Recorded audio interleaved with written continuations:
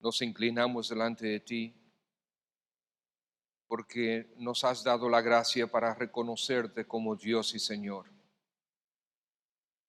Tú eres el único y el verdadero, el excelso, el altísimo, el todopoderoso, el que gobierna los asuntos de los hombres, así también como los asuntos del cielo y la eternidad. Tú eres Dios.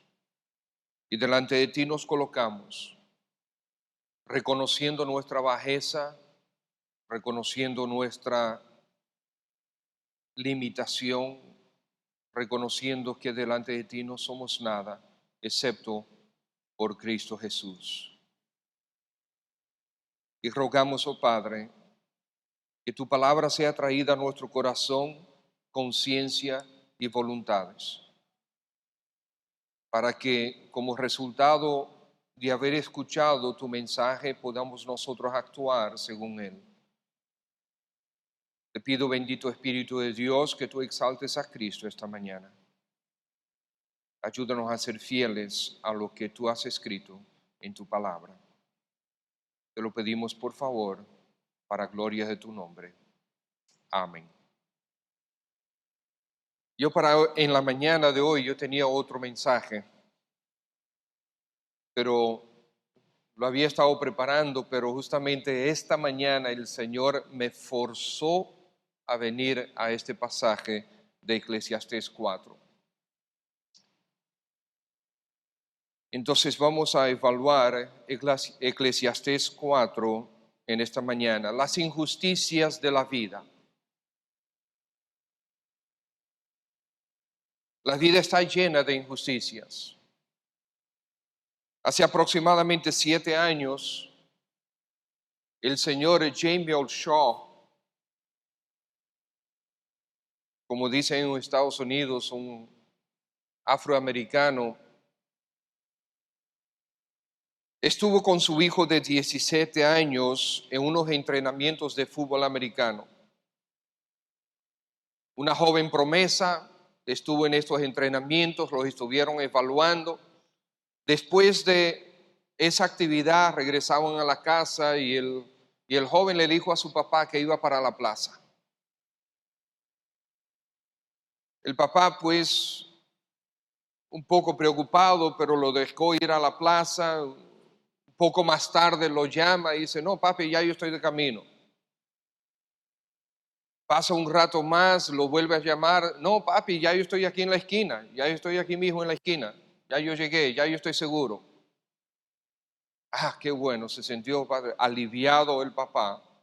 No pasaron 30 segundos, el papá escuchó 2 tiros y salió corriendo a la calle para encontrar a su hijo tirado en el piso con 2 tiros en la cabeza.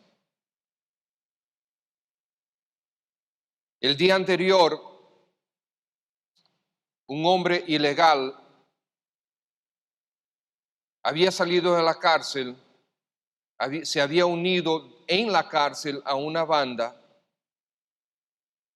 y su prueba de entrada era asesinar a una persona cualquiera. Y juntamente con él estaba un miembro viejo de la banda que estaba para ahí para observar, y él identificó a este joven y le dio 2 tiros en la cabeza y lo mató. Ojalá eso hubiese sido, naturalmente no para la familia de este joven, pero ojalá eso hubiese sido un caso aislado, pero no.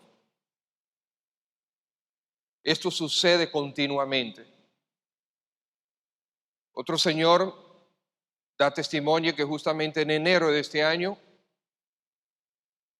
estaba su hijo regresando de su trabajo, se detuvo una luz roja, se acercó otro ilegal y le dio un tiro en la cabeza. A principios de este mes, una joven en Estados Unidos fue atacada y asesinada brutalmente por otro ilegal.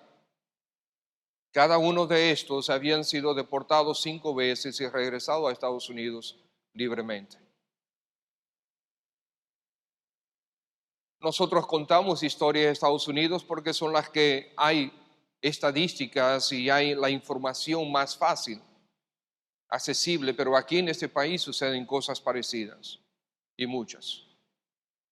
La vida está llena de injusticias. Nosotros vivimos de este lado de Génesis 3, cuando Adán decidió rebelarse contra Dios. Y todas las consecuencias han seguido.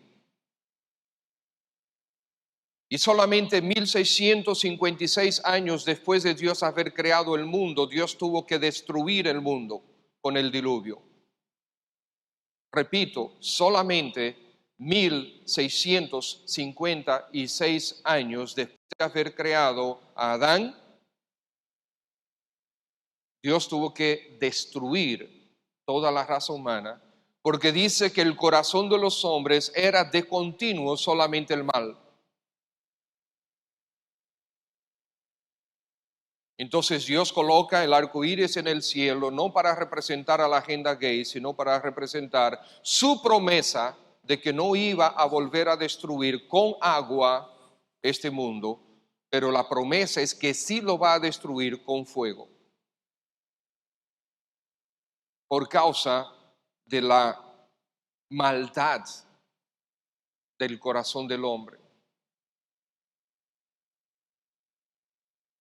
Ayer conversaba con uno de los americanos y él decía que estando en diferentes países, él veía que las maldades eran diferentes. Y yo le dije, pero el corazón del hombre no. Y él dijo, ciertamente. Algunos de ustedes que han podido viajar y pueden tener acceso a información internacional, ustedes saben muy bien que el corazón del hombre es exactamente igual, no importa la cultura ni la época. Las injusticias de la vida.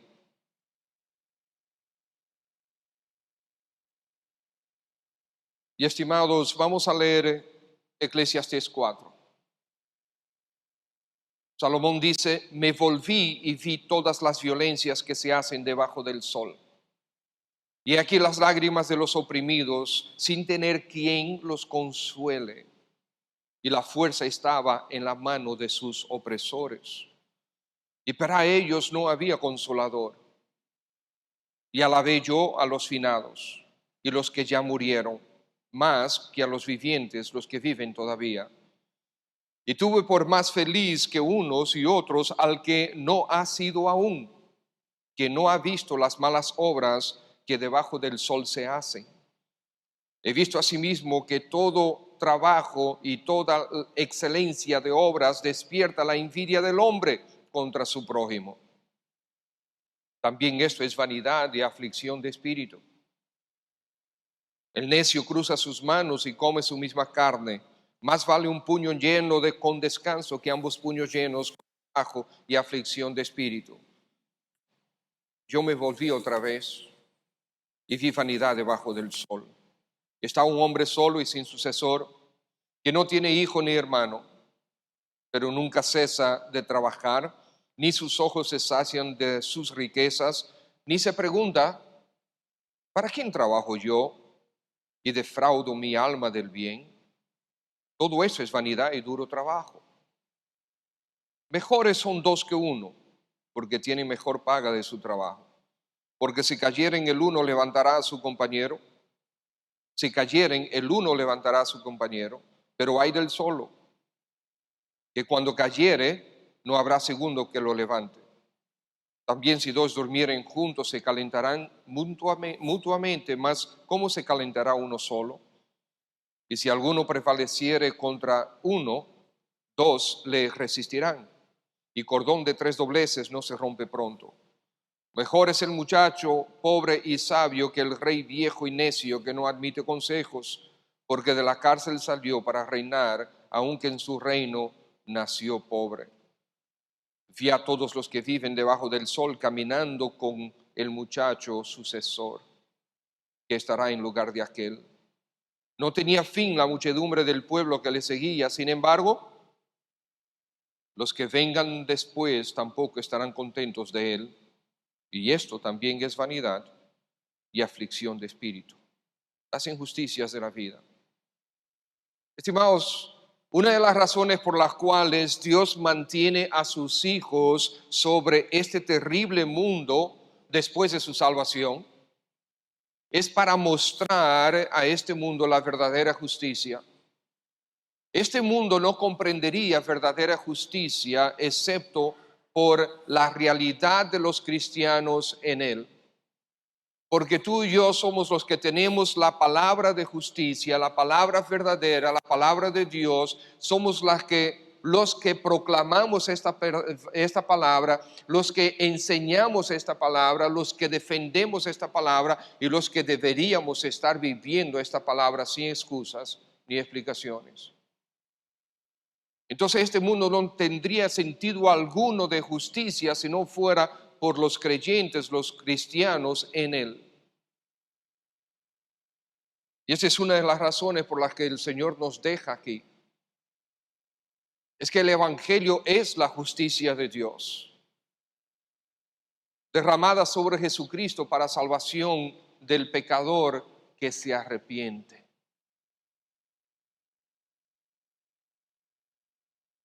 Nosotros estamos aquí para mostrar al mundo que solo Cristo es el verdadero justo. Solo Cristo Jesús es nuestra justicia, como dice la Escritura. En nuestro día a día, el cristiano, el Hijo de Dios, el que ha sido regenerado por el Espíritu de Dios Santo, ese es instrumento de Él para mostrar justicia en un mundo de injusticias. Dice la Escritura, en cuanto dependa de vosotros, ¿verdad? Tengamos nosotros oportunidad, hagamos el bien a todos. Dice mayormente a los de la familia de la fe. Pero mientras tanto es a todos, buenos y malos. Es a los hijos de Dios a quien Dios ordena, ama a tu enemigo. Para mostrarnos claramente que el amor es más que una emoción. Porque yo no puedo tener sentimientos, ¿verdad?, emocionales positivos contra aquel que es enemigo mío, contra aquel que acaba de darle 2 tiros en la cabeza al hijo mío. Sin embargo, por el poder del Espíritu de Dios, sí podemos manifestar de algún modo amor hacia los enemigos. Por eso, esa es una de las razones por las que estamos aquí. Predicar el Evangelio, claro que sí, número 1. Pero vivir el Evangelio de justicia también, que es parte de la primera razón. Entonces lo que podemos ver en este pasaje, mis hermanos, en primer lugar, es que enfocarse en las injusticias sin tomar acción nos lleva al fatalismo. Mire lo que encontramos aquí. Salomón dice, me volví y vi todas las violencias. Él estaba concentrado en los capítulos anteriores. Nosotros vimos a Salomón enfocado en las diferentes situaciones de la vida.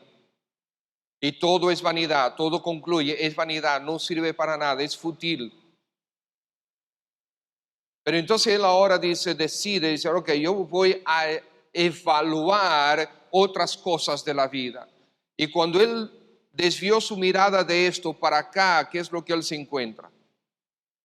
Se encuentra más situaciones terribles debajo del sol. Recuerden que el tema de Eclesiastés es la vida debajo del sol, que no sirve un centavo, no vale un centavo. Esta vida, si la vivimos debajo del sol, si nosotros vivimos esta vida sin contemplar los asuntos eternos, esta vida no vale un centavo. Amados hermanos, estamos predicando sobre este tema desde creo que febrero, marzo para acá, y a veces me parece que todavía no hemos entendido esta realidad. Todavía veo a creyentes que están enfocados en el día a día y están volcados a poder a disfrutar y a querer vivir para este mundo. Hermanos, este mundo no es más que un instrumento en tus manos para tu glorificar y exaltar a Dios. No vivas para este mundo, no vivas para disfrutar de este mundo. Vive para enfocar a aquellos que viven este mundo hacia Cristo Jesús. Y estimados hermanos, ustedes saben que yo no estoy en contra de las vacaciones, no estoy en contra de nada de eso, no estoy en contra de que tú tengas cosas buenas, nada de eso. Ustedes me han escuchado, yo he predicado constantemente, les he dicho, yo quiero, yo deseo, yo disfruto ver a mis hermanos prosperar. Lo disfruto, me gozo en ello. Pero recuerda, Dios te prospera porque Él está colocando en tus manos instrumentos, recursos para tú enfocar tu vida y la vida de otros hacia las cosas eternas. No es para que tú disfrutes de este mundo porque sí, porque este mundo vale la pena. No, este mundo no vale un centavo. Las almas que viven aquí sí valieron la sangre de Cristo. Entonces recordemos esto, hermanos. Enfocarse en las injusticias sin tomar acción nos lleva al fatalismo. Él dice, yo miré todas las violencias, he aquí lágrimas. Eso fue lo que él vio, violencias, lágrimas, oprimidos, falta de consolación real, estamos en el versículo 1, fuertes opresores. Estimados, durante el reino de Salomón, lo que había era paz. Durante el reino de Salomón había paz, hubo paz durante 40 años. Pero paz de enemigos que no los atacaban. El reino estaba unido y los enemigos no atacaban al reino de Salomón. Durante 40 años hubo esa paz, pero adentro del reino la cosa era diferente. Él vio violencias, lágrimas, opresión, falta de consolación, fuertes opresores. ¿Y cómo habría paz en este reino si ellos estaban volcados hacia la idolatría? Dirigido por el mismo Salomón. Porque la Escritura, Dios había dado un mandato a los reyes que no tuvieran más de una mujer. Pero al desobedecer Salomón de manera particular, él hizo muchas alianzas con los reinos alrededor de Israel, casándose con hijas de los reyes de esos reinos para mantener la paz. Y dice la Escritura que esas mujeres desviaron su corazón hacia la idolatría. Entonces él al frente, el pueblo se volcó hacia la idolatría. ¿Y cómo van a tener paz estando volcados hacia la idolatría? Su vacío estaba siendo llenado con espuma, con promesas de paz, que es lo que hacen las religiones idolátricas, pero sin real satisfacción. La idolatría busca sustituir a Dios solo para dejarte con promesas vacías que te sumen aún más en la miseria. La idolatría no es más que aferrarte a un fraude. Salomón tenía dentro de su reino violencia y falta de paz. Porque no solamente por la idolatría, sino porque él mismo fue un rey abusivo. Quizás ustedes están escuchando hoy cosas sobre Salomón que no había escuchado ni pensado antes algunos de ustedes. Pero Salomón fue un rey abusivo. Si ustedes buscan Primera de Reyes capítulo 12, ustedes van a encontrar que en la muerte de Salomón, cuando el hijo de Salomón comenzó a reinar, se acercaron representantes del pueblo a Roboán, el hijo de Salomón, y le dijeron: tu padre agravó nuestro yugo, mas ahora disminuye tú algo de la dura servidumbre de tu padre y del yugo pesado que puso sobre nosotros, y te serviremos. Salomón, con sus ansias de construir más, y nosotros vimos en los primeros capítulos, ¿qué hacía Salomón? Como no estaba satisfecho, construía más casas, y construía parques, y construía, y construía, y construía, y todo era a costa de ¿qué? De los impuestos que él cobraba al pueblo. Entonces los impuestos eran sumamente altos. Claro, él se hacía cada vez más rico como rey y tirano, el pueblo empobrecía. Pero este pueblo le dijo a su hijo: mira, si solamente nos reduces un poco de la carga, nosotros te serviremos de corazón. Ha sido muy duro y pesado. Lamentablemente, Roboán hizo lo contrario y el reino se dividió.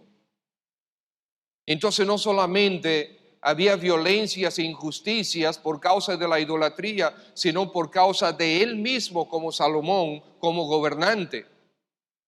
Él era el primero injusto ante el pueblo. Y claro, así como es el líder, así van a ser los que le siguen. Entonces, ciertamente había injusticias en la vida pública. Dice fuertes opresores, los que oprimían el pueblo tenían fuerza. El pueblo no se podía defender. Y dice que era de tal manera que estaban desconsolados. Ese era el gobierno de Salomón. El hombre a quien Dios le dio una sabiduría mayor que a cualquier otra persona en la historia humana. El uso de esa sabiduría para el bien fue muy corto en la vida de Salomón, lamentablemente. Y aquí nosotros vemos en Eclesiastés como él registra toda esa vida falta de sabiduría. Pero también había injusticias en la vida privada. Fíjense los versículos 4 al 6. He visto asimismo que todo trabajo y toda excelencia de obras despierta la envidia del hombre contra su prójimo. Estimados hermanos, miren, la historia se repite en todas las culturas. Hay un hombre que tiene mucho, tiene posesiones, casa, carro, ropa, etcétera, habilidades deportivas, habilidades de hacer amigos, habilidades de hacer negocios, habilidades de esto y de aquello. Un hombre que tiene un rasgo específico en su carácter, un hombre con carisma, un hombre con liderazgo, un hombre un hombre decidido, diferentes rasgos, aspectos físicos, color de piel, compostura física, tipo de cabello, tiene éxito en lo que hace. Este tipo de persona a menudo es blanco de la envidia de los demás. Eso nosotros lo vemos por todos los lados. Hay injusticias en la vida privada, este tipo de persona en las empresas. Nunca deja de ser envidiado. No importa en la empresa que tú trabajes, casi es seguro que ahí hay alguien que desea el puesto de otro. Casi seguro. Y el que desea tu puesto o el puesto de otra persona busca la forma de desacreditar a esa persona. Nosotros en República Dominicana le llamamos a eso ¿qué? Serruchar el palo. Habiendo trabajado para empresas multinacionales, yo entiendo lo que es eso. Es terrible. Es terrible.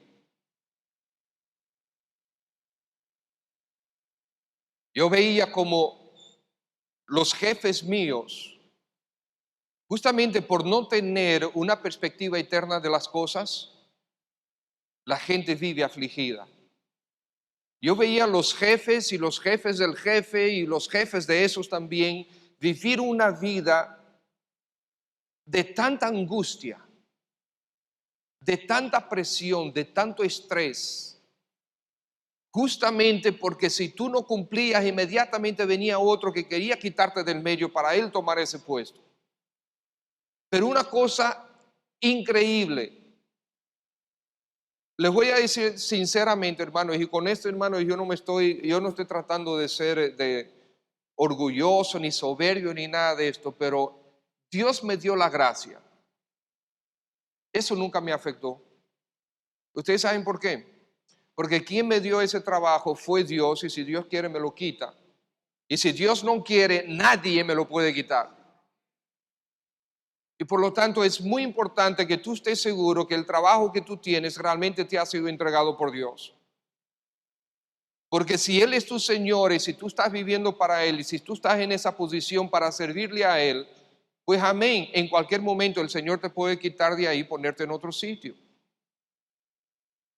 Pero si tú estás aferrado ahí y a lo que ese trabajo te produce a ti, entonces tú estás muy mal. Estás completamente desenfocado. Y por eso vienen aflicciones a tu vida, porque estás desenfocado.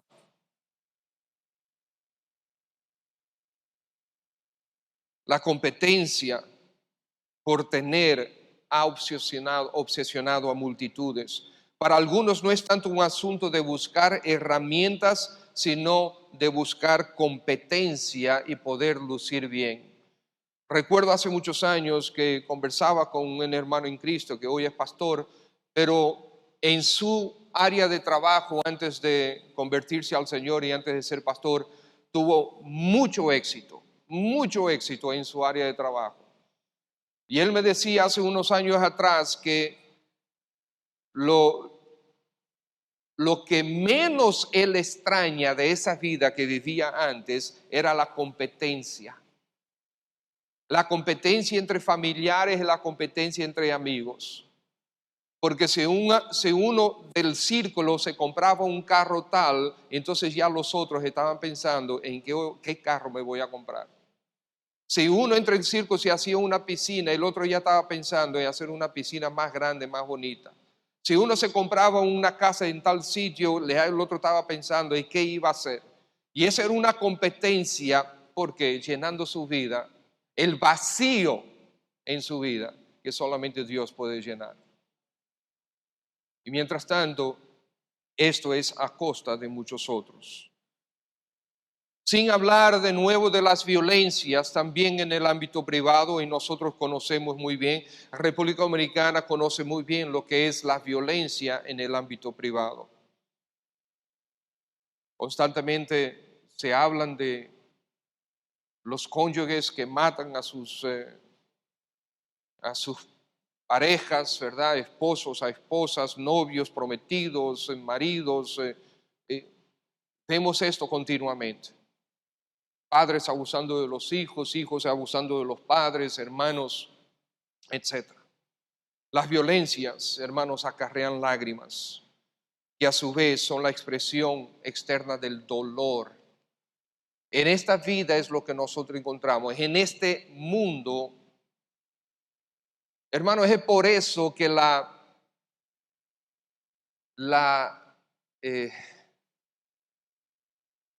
la industria del entretenimiento ha tenido tanto éxito. La industria del entretenimiento tiene tanto éxito en este mundo justamente porque la gente está tratando de desviar la atención de las realidades que encuentra cara a cara constantemente.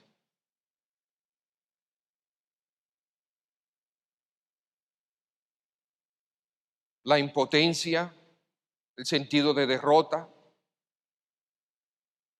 Estimados hermanos, un pueblo que ha sustituido o ha expulsado a Dios no puede esperar algo mejor.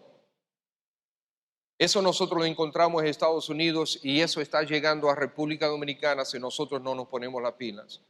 Yo tengo ya muchos meses diciendo esto. Las lágrimas expresan el dolor sobre eventos pasados que normalmente no tienen remedio. Podemos filosofar sobre el dolor, sobre la opresión y el dolor que trae. Podemos ser como Platón que dice, cada lágrima enseña a los mortales una verdad. Ajá, y entonces, como quiera el dolor está ahí. O como Agustín, las lágrimas son la sangre del alma. Bonito, suena muy bonito. En cuanto a filosofía, le doy un A más. Pero sigue siendo la realidad de nuestras vidas. O como López Vega, no sé yo que haya en el mundo palabras más eficaces ni oradores tan elocuentes como las lágrimas. Wow. Podemos filosofar sobre el tema, pero la realidad sigue ahí.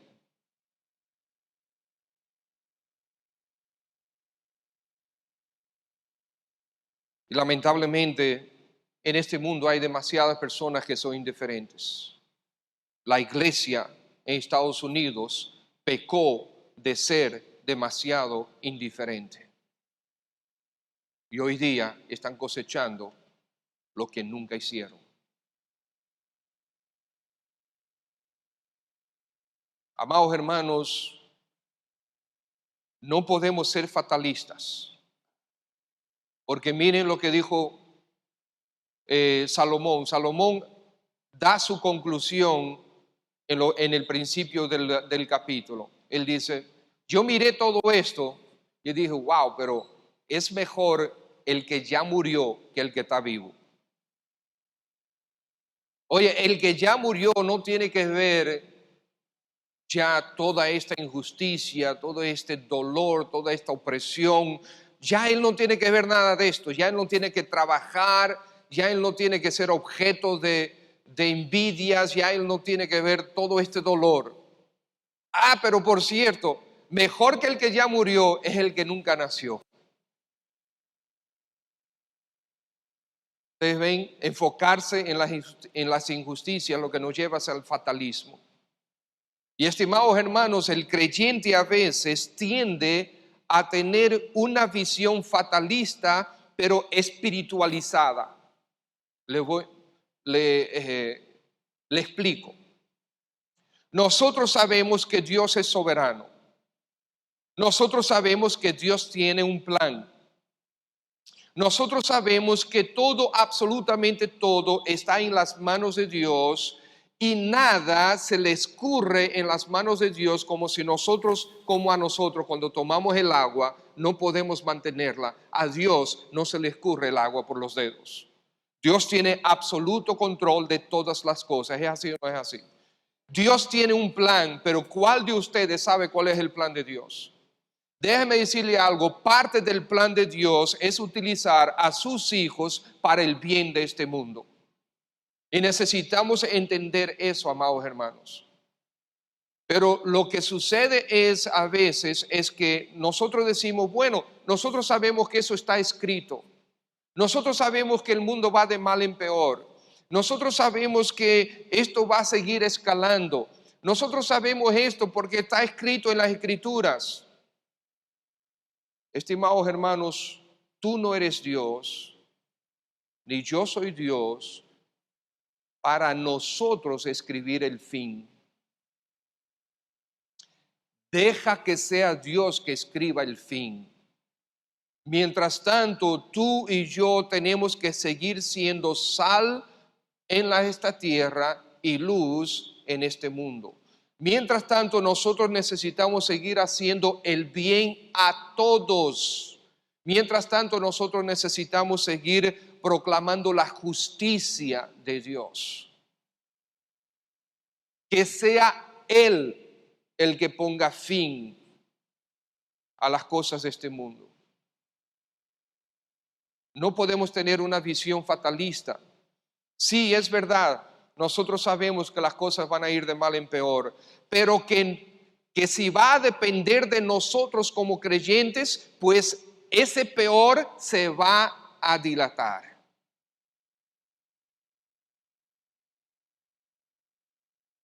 Porque cada creyente, cada generación de creyentes, y nos incluimos a nosotros, y yo me incluyo absolutamente, siempre estamos esperando la venida de nuestro Señor Jesucristo. Amén.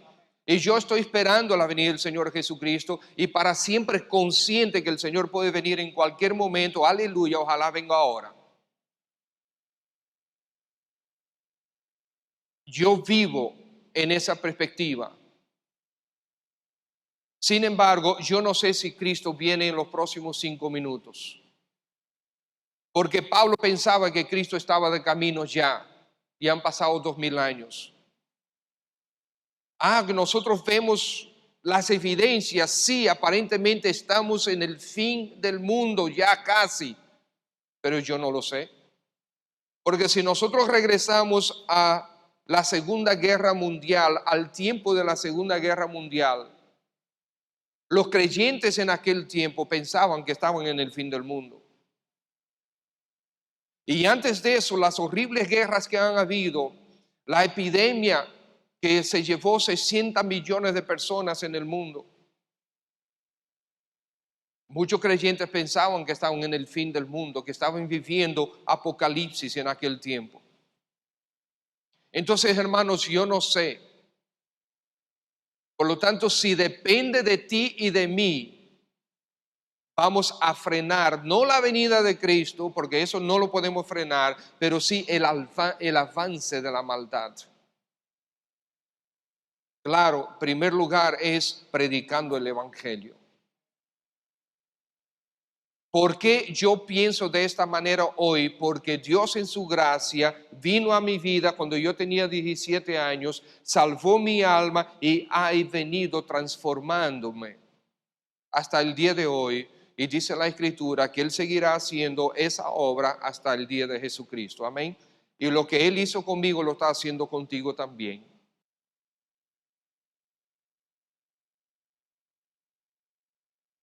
Es verdad que vivimos en un mundo de injusticias. Déjame yo avanzar.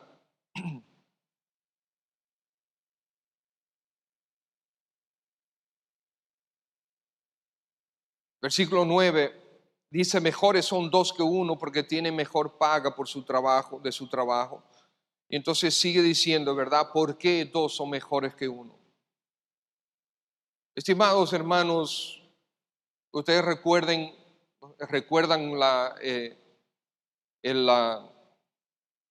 la frase que dice: la unión hace la fuerza. Nosotros necesitamos unirnos en la predicación del Evangelio y esforzarnos para detener la agenda de maldad. Hemos estado hablando mucho de la agenda de maldad. ¿Ustedes saben por qué? Porque lamentablemente gran parte de nuestra agenda como cristianos la traza el diablo. Porque el diablo no se detiene.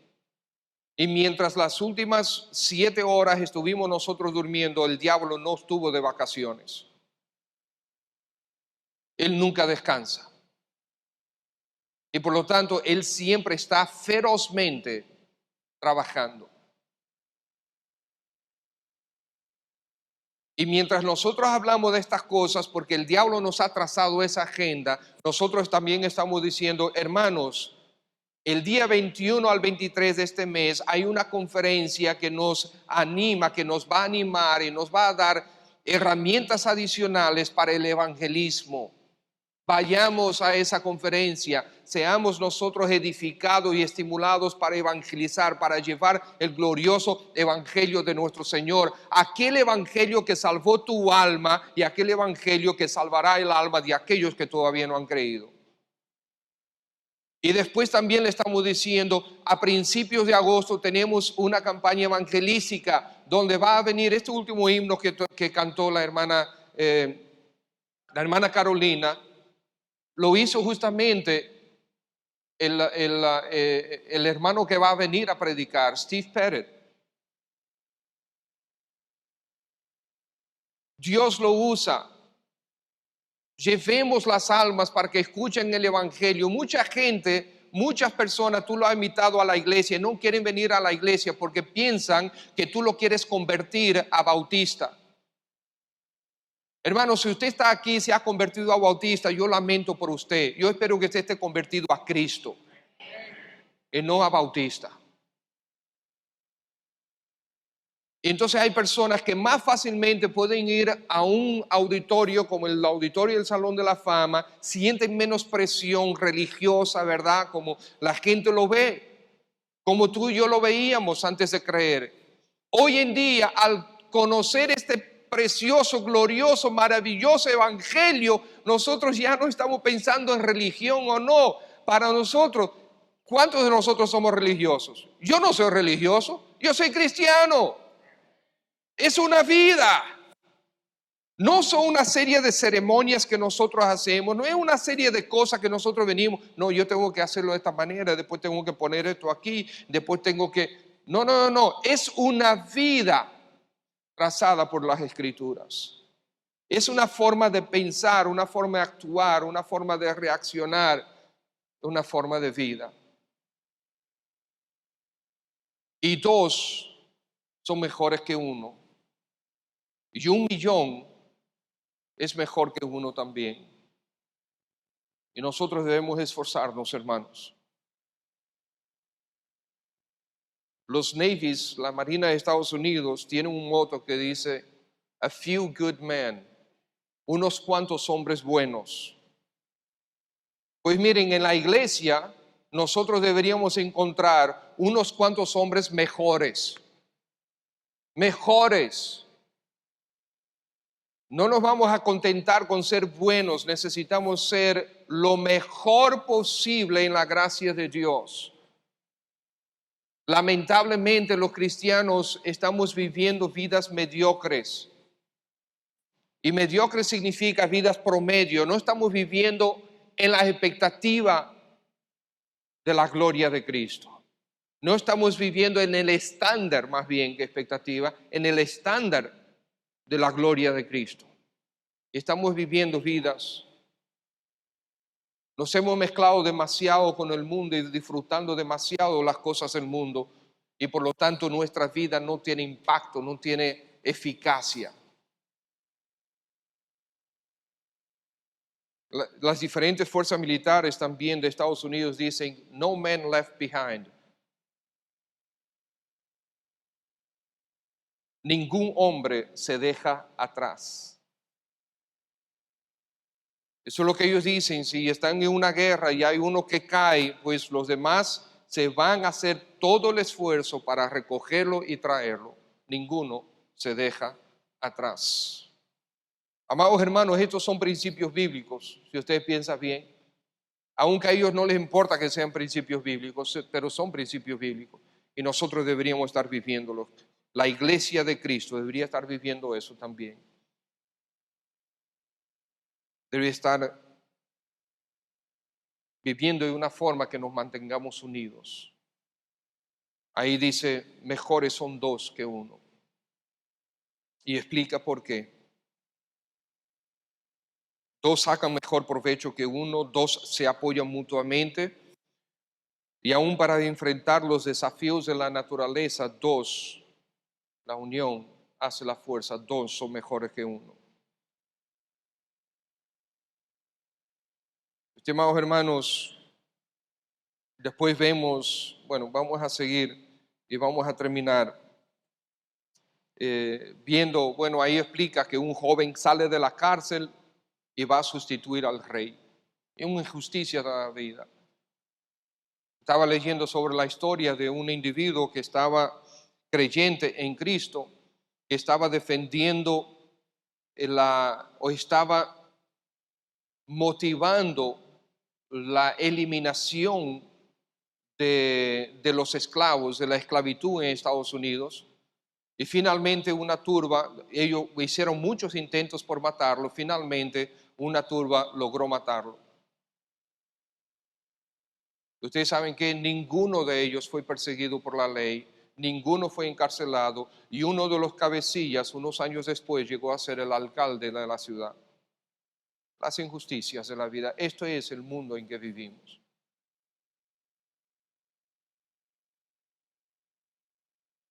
Les hablé del proyecto de ley de salud sexual y reproductiva aquí, hablando de las injusticias de la vida.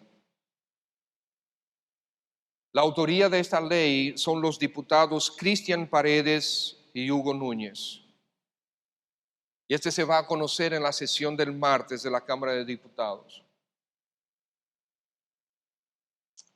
Este proyecto marca el inicio de la implementación en el país de la agenda satánica. No han pasado 3 meses, por cierto, estoy leyendo un email que me envió el doctor José Alberto Ortiz, que estuvo con nosotros hace 2 semanas.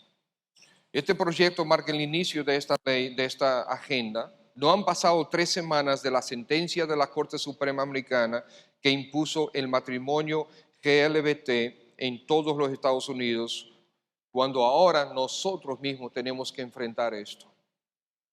Este proyecto de ley, de ser aprobado, valida lo siguiente.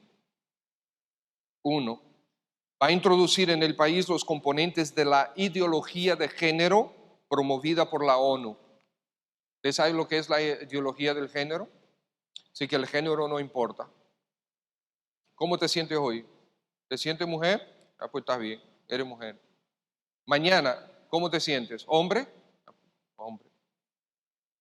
Hay una iglesia que está enfrentando una demanda en Estados Unidos, enfrentando una demanda porque hubo un individuo que fue a la iglesia y después quería meterse en el baño de las mujeres. Eso lo prohibieron. Él dijo que no, que él se estaba sintiendo mujer y que él quería entrar en el baño de las mujeres. Ahora la iglesia está enfrentando una demanda por eso. Probablemente hay algunos en este salón que han tenido buenos ojos hacia toda esta agenda de gay porque tienen amigos o familiares que han elegido ese estilo de vida. Y yo no estoy diciendo que tú no ames a tus familiares o tus amigos, pero déjame decirte, la agenda es perversa. Yo no estoy diciendo que tu amigo o que tu familiar es perverso. No estoy diciendo eso. Lo que han elegido es pecado y necesitan a Cristo como mi pecado no es mayor que ese pecado. Como yo necesité a Cristo, también ellos necesitan a Cristo. Es el mismo Señor Jesucristo, la misma salvación, el mismo perdón y la misma gloria eterna para aquellos que se arrepienten. Ahora, la agenda que está detrás de esto es perversa. 2. Introduce en las leyes dominicanas por primera vez los derechos sexuales y reproductivos y la diversidad sexual. 3. Sienta las bases de una futura aprobación para el matrimonio LGBT. 4. Impone prohibiciones, escuchen, impone prohibiciones a las iglesias de disciplinar miembros que incurran en inmoralidad sexual. Por ejemplo, en su artículo 5.8, la ley crea el derecho a estar libre de la interpretación restrictiva de textos religiosos, creencias, filosofías y costumbres como instrumentos para limitar la libertad de pensamiento en materia de salud sexual y salud reproductiva. ¿Me oyo bien? Es decir, que la ley libera a los miembros de las iglesias de la disciplina bíblica y les dice que pueden dar rienda suelta a cualquier comportamiento sexual y que en caso de que puedan ser disciplinados, la ley los va a proteger. Eso es República Dominicana, hermanos. Ya no estamos hablando de Bélgica, ya no estamos hablando de Finlandia, no estamos hablando ni siquiera de Estados Unidos. No estamos hablando de Argentina, estamos hablando de República Dominicana, este país nuestro. 5. Le impone a todos los centros educativos públicos y privados la enseñanza de una educación sexual libre, los artículos 10 y 11. O sea, esto incluye a los colegios cristianos que tendrán que pelear en los tribunales su derecho a enseñar una educación sexual basada en la Biblia. Los padres cristianos tendrán que pelear en los tribunales su derecho fundamental a no exponer a sus hijos a clases de educación sexual contrarias a las Escrituras. Estimados hermanos, ustedes saben muy bien que esto ya está sucediendo en otros países, que le han impuesto una educación sexual aberrante. Amados hermanos, con fotos, con videos de relaciones sexuales de diferente tipo, incluyendo las anales, niños de 10, 11, 12 años y a veces menores viendo, siendo expuestos a esto, relaciones en el mismo sexo. Ese es el tipo de agenda que hay detrás de todo lo que estamos hablando. En Alemania, unos padres que fueron presos ya 2 veces porque su hija no quiso asistir a la clase de educación sexual, se retiró y metieron a los padres presos. Y sucedió una segunda vez y volvieron a metieron a los padres presos. Eso es lo que va a venir sobre nosotros. 6. El Estado se convierte en proveedor de preservativos anticonceptivos para adolescentes. Eso ya está sucediendo. El Estado pasa a financiar servicios de cirugía a jóvenes adolescentes que no quieren salir embarazadas. 8. Crea la figura de la violencia gineco-obstétrica que podría llevar a juicio penal o civil a profesionales de la ginecología y de la obstetricia que, por ejemplo, se nieguen a practicar abortos. Porque dentro de esta ley está la aprobación del aborto. Y si tú eres doctor o si tú eres enfermera y no quieres participar, puedes perder tu licencia y puedes incluso ir a la cárcel. 9. Crea el delito de discriminación por razón de la sexualidad de las personas. Es decir, se crea un texto legal exclusivamente para las personas LGBT. 10. Introduce el aborto por las causales conocidas ya. 11. Introduce el aborto de niñas y adolescentes. Elimina el deber de la información a los padres prácticamente a petición de la niña o adolescente. 12. Elimina la objeción de conciencia de los médicos. ¿Usted oyó? Objeción de conciencia de los médicos, eso lo elimina, y de las enfermeras. Solo les da un plazo de 30 días para manifestar por escrito que no participarán en abortos. Pero esto no tiene validez si el caso presenta urgencia. No define la urgencia, por lo que en la práctica ningún médico ni ninguna enfermera podrá negarse a hacer abortos. Entonces, mis hermanos, necesitamos pasar la voz con relación a esto. De nuevo, Cristian Paredes y Hugo Núñez son los autores de esta ley. O mejor dicho, ellos no son los que la escriben. Se la escriben, la ponen en las manos y ellos la presentan como si fueron los autores. Hace 2 semanas nosotros mencionamos aquí nombres de otras personas que están a favor de esto. Entre ellas, ¿quién? Minú Tavares, Félix Bautista, Abinader, el candidato presidencial Abinader está en favor de todo esto. Entonces, hermanos, nosotros tenemos que actuar. Nosotros vivimos en un mundo de injusticias. Es la realidad, ese es el mundo en el que estamos viviendo, hermanos. Pero vamos a suponer que todo esto pasa. Vamos a suponer que es verdad que está escrito. Vamos a suponer que sí es verdad, que no hay forma que nosotros lo podamos detener. Amados hermanos,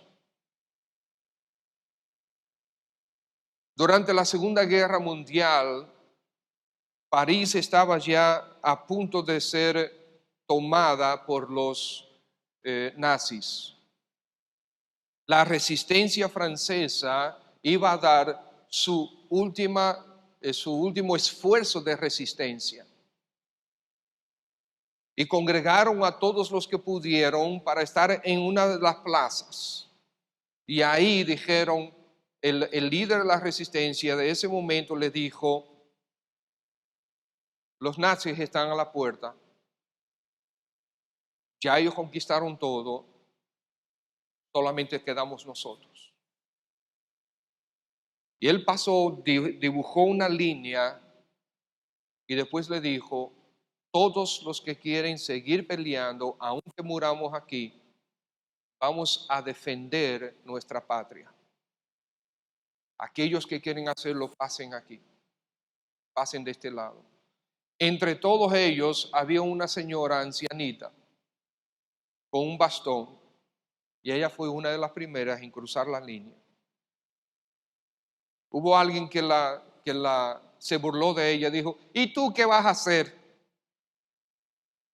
Ella dijo: probablemente nada, pero por lo menos sabrán de qué lado yo estoy. Yo no sé, hermanos míos, si nosotros podemos detener esto. Yo entiendo que sí podemos detenerlo. Pero si no podemos detenerlo, pues que nos agarre luchando. Que no sea escrito en la historia de República Dominicana que la iglesia de República Dominicana no hizo nada. Entonces, ¿qué puedo hacer?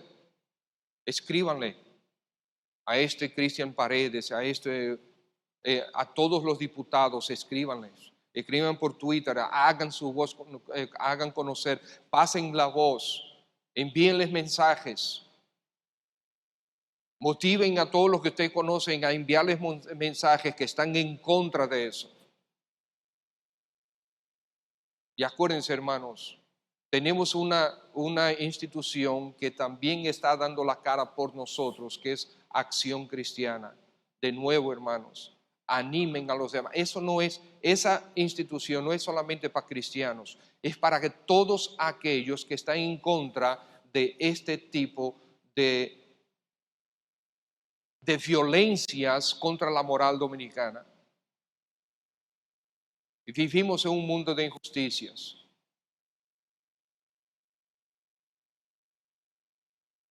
Pero tú y yo tenemos la justicia de Cristo.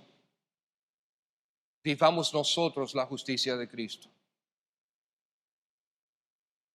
Y la mejor manera de hacerlo es predicar y vivir el Evangelio. Aunque estas demás cosas también son necesarias. Como dijo el Señor Jesucristo, te es necesario hacer esto sin dejar de hacer aquello.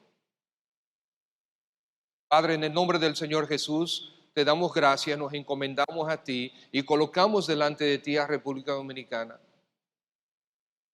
Señor, yo sé que esta mañana nosotros no somos los únicos que estamos hablando de este tema, sino que en diferentes otras iglesias se está incentivando al pueblo de Dios a que tome acción. Te ruego, oh Padre del cielo, que tú impidas que esta agenda venga a imponerse sobre la República Dominicana. Te entregamos a ti la República Dominicana, oh Dios. Queremos que seas tú el dueño y señor de nosotros. Queremos que seas tú que dirijas nuestro presente y nuestro futuro. Queremos, Señor, que seas tú el que nos defienda. Danos a nosotros la sabiduría, danos a nosotros las herramientas, danos a nosotros las oportunidades para manifestar a Cristo Jesús como el verdadero justo. Y trae, Señor, a la República Dominicana de rodillas delante de ti. Glorifícate, oh buen Padre. Sea Cristo exaltado. por Él y para Él. Amén.